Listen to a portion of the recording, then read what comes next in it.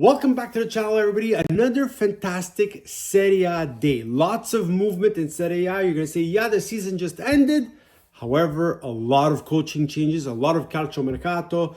Yesterday, Allegri signed with Milan. Conte decided to stay with Napoli. And today, another big La Roma have their new coach. Yes, Gasperini will now move on from Atalanta.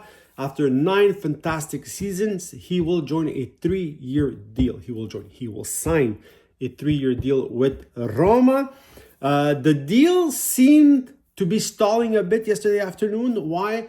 There was a lot of pressure from Juventus. Apparently, Comoli called them up and said, would you like to join Juve? This is what we're offering. Then in Bergamo, the fans took the streets, asked him to stay. This morning, the news, he had refused Juve, decided to move from Atalanta and join Roma. A bit surprising. Why? Because Atalanta is a team that's already qualified for the Champions League. Juventus is a team that's already qualified for the Champions League and is part of the Mondiale per Club. Maybe the situation surrounding Giuntoli didn't really ease him. For sure, Gasperini is a coach that doesn't hold his tongue, right? A bit like Mourinho, a bit like all the other coaches, a bit like Conte. He says what he wants, when he wants. If he has something to say to management, he won't say it behind closed doors. If he has to say something in front of the reporters, he will. So not everybody is comfortable with that. For sure, in Rome, the pressures are very different.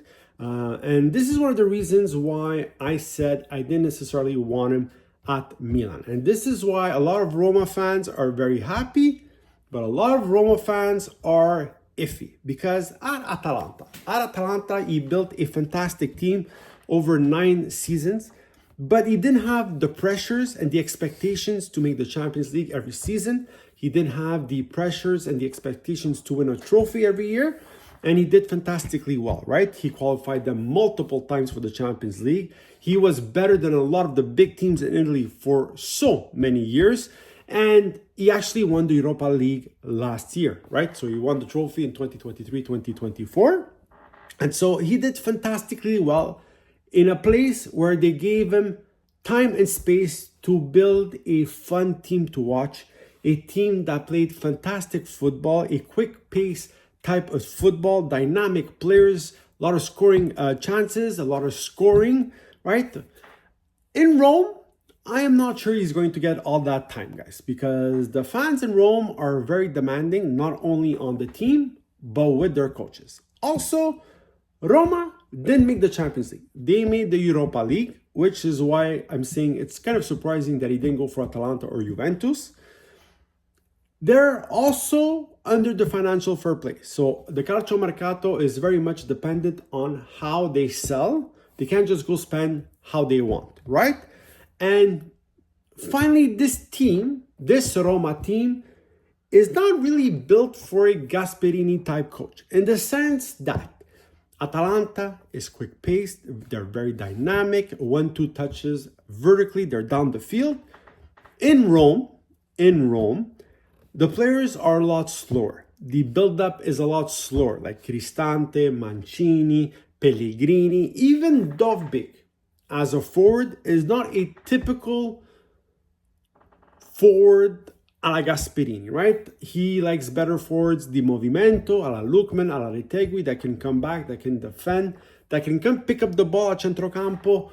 Dovbyk is more an attaccante di area, right? He stays in that box, he creates chances, he will score those chances, he can score with the head, with his feet. Like, he's a very good striker who struggled this year in Serie A, but he's not una punta di movimento, right? That's not what he is. He's not a very mobile striker in the sense that he doesn't go around the field to pick up the ball, to create his own chances. That's not what he is, right?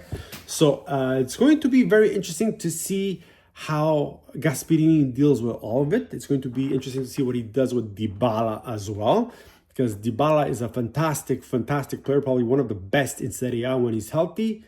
However, lots of injuries and doesn't necessarily fit in the style of play that Gasperini does. Now, that doesn't mean that he won't change or that he won't adapt, but it's very different in Rome. And don't forget that in a higher pressure team like Inter, he only lasted 5 games in 2011. 5 games, 4 losses in 5 games.